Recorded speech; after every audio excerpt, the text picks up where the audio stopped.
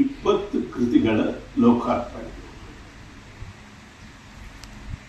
ನಾನು ತುಂಬ ಸಂತೋಷದಿಂದ 20 ಕೃತಿಗಳನ್ನು ಕನ್ನಡಿಗರ ಹೃದಯ ಸಾಕ್ಷಿಯಾಗಿ ಲೋಕಾರ್ಪಣೆ ಮಾಡಿದ್ದೀನಿ ಅಂತ ಹೇಳ್ಕೊತಾ ಇದ್ದೀನಿ. ಪುಸ್ತಕ ಬಿಡುಗಡೆ ಡಾಕ್ಟರ್ ಹಂಸಲೇಖ ಅಂತ ಕೊಟ್ಟಿದ್ದಾರೆ. ಆದರೆ ಇದು ಪುಸ್ತಕ ಬಿಡುಗಡೆ ಅಲ್ಲ, ಪುಸ್ತಕಗಳ ಬಿಡುಗಡೆ.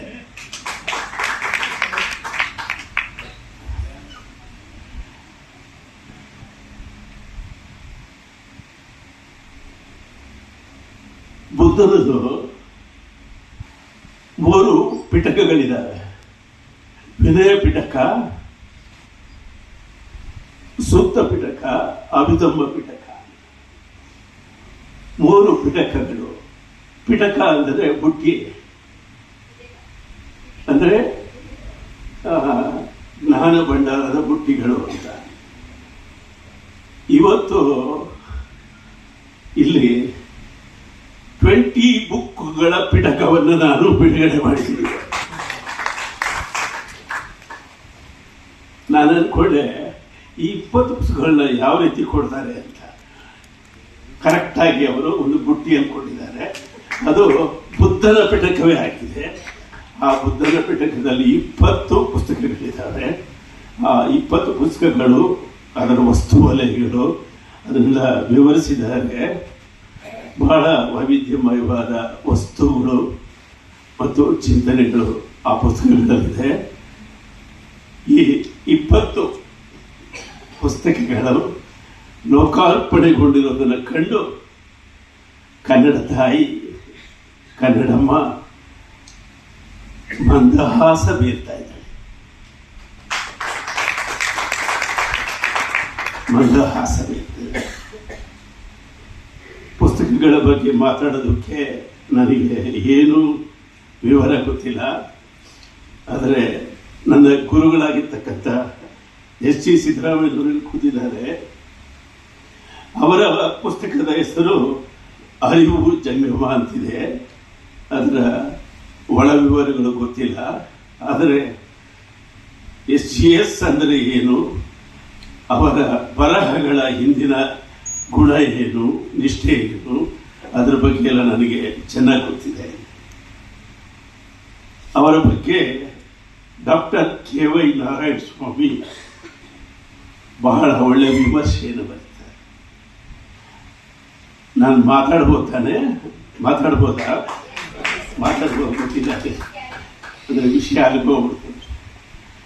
ಅವರು ಕೆ.ವೈ. ನಾರಾಯಣ ಸ್ವಾಮಿ ಗುರುಗಳ ಬರಹಗಳನ್ನು ಕುರಿತು ಹೀಗೆ ಹೇಳ್ತಾರೆ. ಅತ್ತ ಅಂಚಿನ ಲೋಕ, ಅತ್ತ ಅಂಚಿನ ಲೋಕ, ಅಲ್ಲಿ ಜೀವಂತವಿರುವ ಜ್ಞಾನ ಪರಂಪರೆ. ಅತ್ತ ಅಂಚಿನ ಲೋಕ, ಅಲ್ಲಿ ಜೀವಂತವಿರುವ ಜ್ಞಾನ ಪರಂಪರೆ. ಇತ್ತ ಕನ್ನಡ ಜಗತ್ತು ಮರೆತು ಹೋಗುತ್ತಿರುವ ಸಾಂಸ್ಕೃತಿಕ ನೆನಪು. ಇತ್ತ ಕನ್ನಡ ಜಗತ್ತು ಮರೆತು ಹೋಗುತ್ತಿರುವ ಸಾಂಸ್ಕೃತಿಕ ನೆನಪು ಮತ್ತು ಅಸಾಧ್ಯ ಅಸಡ್ಡೆ. ಆ ಕನ್ನಡ ಜಗತ್ತಿನ ಅಂಚಿನ ಲೋಕಕ್ಕೂ ಈ ಕನ್ನಡ ಜಗತ್ತಿನ ಮರೆತು ಹೋಗುತ್ತಿರುವ ಜ್ಞಾನ ಸಂಸ್ಕೃತಿಯ ನೆನಪಿಗೂ ನಂಟನ್ನ ಬೆಸೆಯುವ ಬೌದ್ಧಿಕ ಕೃಷಿ SGS ಅವರ ಬರಹಗಳು. ಅವರ ಕೃಷಿಯನ್ನ ಬೌದ್ಧಿಕ ಕೃಷಿ ಅಂತ ಅವರು ಹೇಳ್ತಾರೆ. ಬಹಳ ನಿಜ. ಯಾಕಂದರೆ ಬೇಂದ್ರೆ ಶಿಷ್ಟ ಸಾಹಿತಿಯಾಗಿ ಜನಪದದ ಲಯಕ್ಕೆ ಕೈ ಇಟ್ಟವರು. ಬೇಂದ್ರೆ ಶಿಷ್ಟ ಸಾಹಿತಿಯಾಗಿ ಜನಪದದ ಲಯಕ್ಕೆ ಕೈ ಇಟ್ಟವರು. ಸ್ವಲ್ಪ ಜನಪ್ರಿಯ ಮತ್ತು ಜನಪರವಾಗಿತ್ತು ಅದು. ಆದರೆ ನನ್ನ ಗುರು S.G. ಸಿದ್ದರಾಮಯ್ಯನವರು ಅವರು ಬಳಸುವ ಭಾಷೆ, ಆ ಭಾಷೆಯೊಳಗಿನ ಲಯ ಸಾಮಾನ್ಯರಿಗೆ ನಿಲುಕೋದಲ್ಲ, ಅದು ಜನಪದರಿಗೆ ಮಾತ್ರ ನಿಲುಕುವ ಅಂತ ಒಂದು ಲಯ. ಅವರ ನಿಷ್ಠೆ ಮತ್ತು ವಚನ ನಿಷ್ಠೆ ಇವತ್ತು ಕನ್ನಡ ನಾಡಿನಲ್ಲಿ ಎಚ್ಚರವನ್ನು ಮೂಡಿಸುವಂಥ ಅತಿ ದೊಡ್ಡ ಸಾಹಿತ್ಯ ಪ್ರಕಾರವಾಗಿದೆ. ನಾನು ಅವರದು 2 ಸಂಕಲನ ಇದೆ. ಎಡೆ ಸಾಲು ಅಂತ ಸಂಪುಟ 1, ಸಂಪುಟ 5 ಯಾವಾಗಲೂ ನನ್ನ ಟೇಬಲ್ ಮೇಲೆ ಇರ್ತೀನಿ. ನನ್ನ ಮನೆಯಲ್ಲಿ 5 ಟೇಬಲ್ ಇದೆ. ನಾನು ಎಲ್ಲೆಲ್ಲಿ ಕೂರ್ತೀನೋ ಅಲ್ಲೆಲ್ಲ ಹೋಗಿ ಓದ್ಕೊಳ್ಳೋದು. ಆ ಓದ್ ಕಡೆ ಎಲ್ಲ 2 ಸಂಪುಟಗಳು ತಗೊಂಡು ಹೋಗ್ತಿರ್ತೀನಿ. ನನ್ನ ಹೆಂಡತಿ ಗೊತ್ತಾಗ್ಬಿಟ್ಟು ಇವ್ರು ಏನೋ ಓದ್ತಾರೆ ಅಂದ್ಬಿಟ್ಟು ನಾನು ಎಲ್ಲೆಲ್ಲಿ ಇರ್ತೀನೋ ಆ 2 ಸಂಪುಟ ತಂದಿರ್ತಾರೆ. ಅವಳು ಕೇಳಿದ್ಲು, ಯಾವುದಿದು ಪುಸ್ತಕ? ಇದು SGS ಅವರ ಬೈಬಲ್ ಕಡೆ ಅಂತ. ಅವಳು ನಿಜವಾಗ್ಲೂ ಏನ್ ತಿಳ್ಕೊಂಡವಳೆ, ಅವಳು ರಜಪೂತ ಕನ್ಯೆ, ಕನ್ವರ್ಟೆಡ್ ಕ್ರಿಶ್ಚಿಯನ್. SGS ಅವರು ಕ್ರೈಸ್ತರ ಬಗ್ಗೆ ಬರೆದಿದ್ದಾರೆ ಅಂತ ತಿಳ್ಕೊಂಡ್ಬಿಟ್ಟಿದ್ದಾರೆ ಅವರು. ಆಕ್ಚುಲಿ ಅದು ನಿಜವಾಗಿಯೂ ದೇಶೀಯರ Bible, and it is Bible. And it is Bible. ಪ್ರತಿಯೊಬ್ಬ ದೇಸಿ ಚಿಂತಕನ ಮನೆಯಲ್ಲಿ ಆ ಸಂಪುಟಗಳು ಇರಬೇಕಾದ್ದು ನನ್ನ ಆಸೆ. ಇಷ್ಟೆಲ್ಲ ಹೇಳ್ತಾ ನಾನು ಸ್ವಲ್ಪ ರಿಲೀಫ್ ಆಗಿ ಮಾತಾಡ್ಬಿಡ್ತೀನಿ. ಇಷ್ಟೊಂದು ದೊಡ್ಡ ಲೇಖಕರಿದ್ದಾರೆ, ಸಿರಿವರನ ಬಗ್ಗೆ 2-3 ಮಾತಾಡ್ಬಿಡ್ತೀನಿ. ಸಿರಿವರ ಪ್ರಕಾಶನ ಈ ಪುಸ್ತಕ ಬಿಡುಗಡೆಗೆ ಇದು ಆತ ಓಡಾಡಲಿಲ್ಲ. ಈ ಪುಸ್ತಕ ಬಿಡುಗಡೆ ಕಾರ್ಯಕ್ರಮಕ್ಕೆ SGS ಅವರೇ ಮುಖಂಡತ್ವ ವಹಿಸಿ ನಮ್ಮ ಮನೆಗೆ ಬಂದು ನೀವು ಬರಬೇಕು ಅಂತ ಹೇಳಿದ್ರು. ನಾನು ನೋಡಿದೆ, ಯಾಕೆ ಸಿರಿವರ ಮುಖ ತೋರಿಸ್ತಾ ಇಲ್ವಲ್ಲ ಅಂತ ಸ್ವಲ್ಪ ಕೋಪ ಮಾಡ್ಕೊಂಡಿದ್ದೆ ಅವ್ರ ಮೇಲೆ. ಅದಕ್ಕೆ ಗುರುಗಳನ್ನ ಥರ ಇಟ್ಕೊಂಡು ಬಂದು ಈ ಕಾರ್ಯಕ್ರಮಕ್ಕೆ 2-3 ಸರಿ ಮಾತಾಡ್ದ. ಆಕ್ಚುಲಿ ಏನು ಮಾತಾಡೋದು ಅಂತ ನಿನ್ನೆ ರಾತ್ರಿ ಯೋಚನೆ ಮಾಡ್ತಾ ಇತ್ತು. ಈ ಇನ್ವಿಟೇಷನ್ ದಿಮ್ಮಿನ ಪಕ್ಕದಲ್ಲಿ ಇಟ್ಕೊಂಡು ಮಲಗಿದ್ದೆ. 20 ಕೃತಿಗಳ ಲೋಕಾರ್ಪಣೆ, ಸಿರಿವರ ಪ್ರಕಾಶ. ನಿದ್ದೆಯಲ್ಲಿ ಎಲ್ಲೋ ತೇಲ್ಕೊಂಡು ಹೋಗ್ತಾ ಇದ್ದೀನಿ. ಸಿರಿವರ ಕನಸಿನಲ್ಲಿ ಬಂದ್ಬಿಟ್ಟಿದ್ದಾನೆ.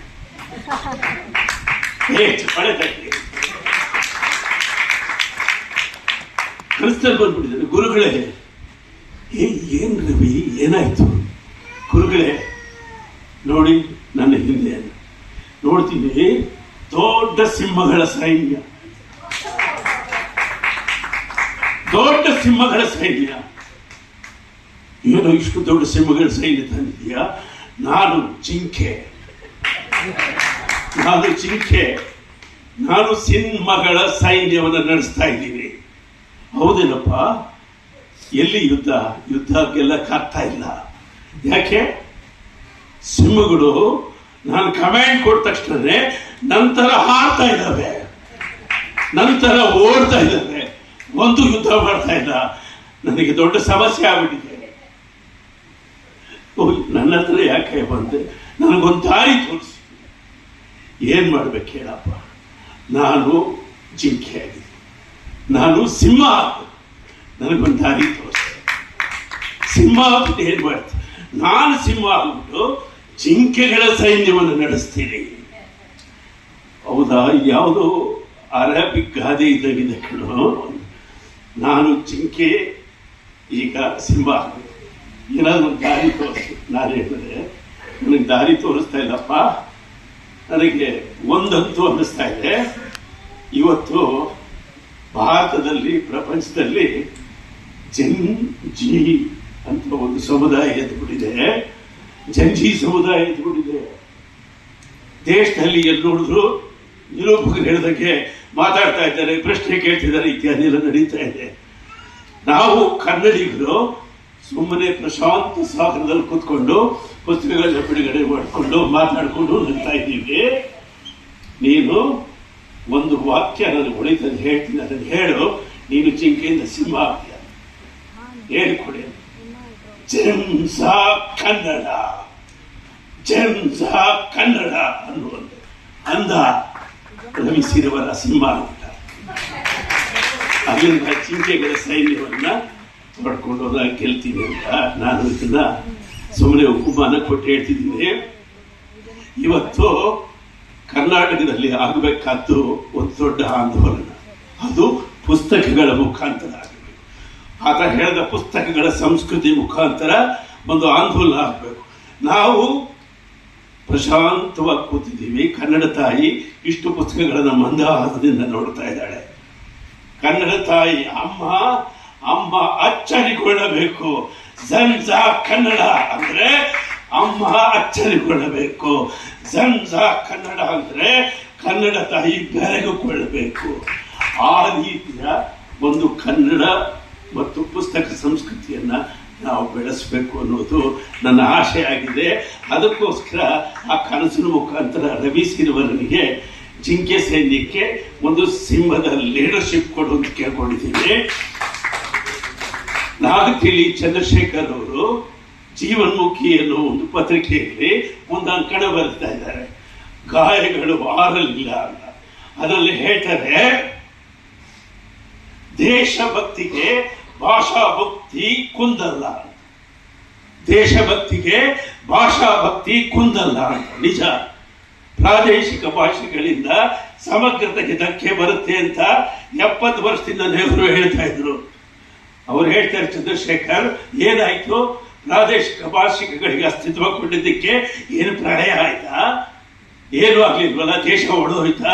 ಏನು ಆಗ್ಲಿಲ್ವಲ್ಲ, ಅದೇ ದೇಶ ಸಮಗ್ರವಾಗಿದೆಯಲ್ಲ. ಪ್ರಾದೇಶಿಕ ಭಾಷೆಗಳು ದೇಶಭಕ್ತಿಗೆ ಕುಂದಲ್ಲ ಅಂತ ಅವ್ರು ಸಾಬೀತು ಮಾಡಿದ್ದಾರೆ. ಅದು ನಿಜ.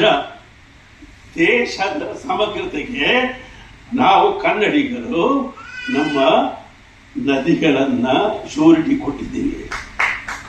ದೇಶದ ಸಮಗ್ರತೆಗೆ ನಾವು ಕನ್ನಡಿಗರು ನಮ್ಮ ಗಣಿಗಳನ್ನ ಸೆಕ್ಯೂರಿಟಿಯಾಗಿ ಕೊಟ್ಟಿದ್ದೀವಿ. ದೇಶದ ಸಮಗ್ರತೆಗೆ ನಮ್ಮ ಕಾಡುಗಳನ್ನ ನಾವು ಬ್ಲಾಂಕ್ ಚೆಕ್ಗಳ ಕೊಟ್ಟಿದ್ದೀವಿ. ನಮಗೆ ಅವರು ಕೊಟ್ಟಿರುವ ರಸೀದಿ ಕೇವಲ ಕನ್ನಡ ಭಾಷೆ. ಆ ಕನ್ನಡ ಭಾಷೆ ನಮಗೆ ಇವತ್ತು ನಮ್ಮ ಹಕ್ಕಿನ ಭಾಷೆ. ಆ ಹಕ್ಕಿನ ಭಾಷೆಗೆ ನಾವು ದೊಡ್ಡ ಬೆಲೆಯನ್ನ ತೋರಿಸ್ಕೊಡ್ಬೇಕಾಗಿದೆ. ಆದ್ದರಿಂದ ನಾವು ಮುಂದಿನ ದಿನಗಳಲ್ಲಿ ಝಂಝಾ ಕನ್ನಡ ಎಲ್ಲಿರೋ ಅಂದರೆ ನಾವು ಕನ್ನಡಿಗರು ಕನ್ನಡದ ಹಕ್ಕನ್ನು ಚಲಾಯಿಸ್ತಾ ಇದ್ದೀವಿ ಅಂತ ಹೇಳಬೇಕು ಅಂತ ನಾನು ಈ ವೇದಿಕೆಯಲ್ಲಿ ಅಂದ್ಕೊಂಡೆ. ಹೆಚ್ಚಿಗೆ ಮಾತಾಡಿದ್ದೀನಿ. ಈ ಝಂಝಾ ಕನ್ನಡಕ್ಕೆ ಆಂದೋಲನವಾದರೆ ಮೊದಲು ಬರೋದು ನಾವೇ.